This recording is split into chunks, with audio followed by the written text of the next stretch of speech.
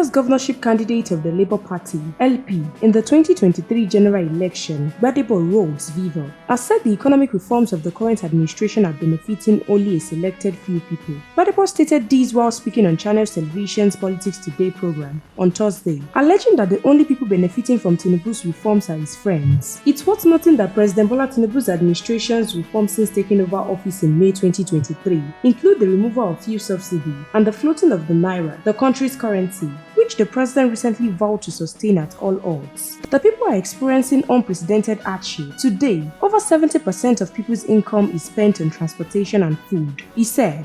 You have hardworking Nigerians, hardworking market women, hardworking people all over the country that are experiencing extreme levels of hardship. Meanwhile, you are seeing in the budget where there is almost 22 billion budgeted to maintain the State House, another 4.6 billion budgeted to buy new bulletproof vehicles. So you literally see a political class that's being pampered with the commonwealth of our country. Meanwhile, the people are experiencing unprecedented hardship. Today, over 70% of people's income is spent on transportation and food. They've not even started to think about how they're going to be able to afford accommodation.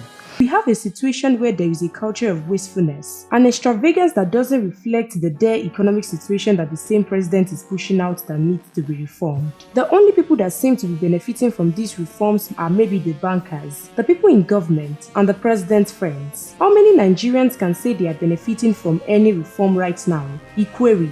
It was reported that the removal of fuel subsidy and the floating of naira has pushed the inflation level to a new high. When asked about his governorship ambition, Rhodes vivour said he would run for the post in 2027. Recall that the Labour Party member lost to Babajide Sanwo-Olu, the current governor of Lagos State, in the last elections. You can as well share your thoughts about this story in the comment box section below. Stay tuned to NaijaNews TV for more news updates and exclusive videos.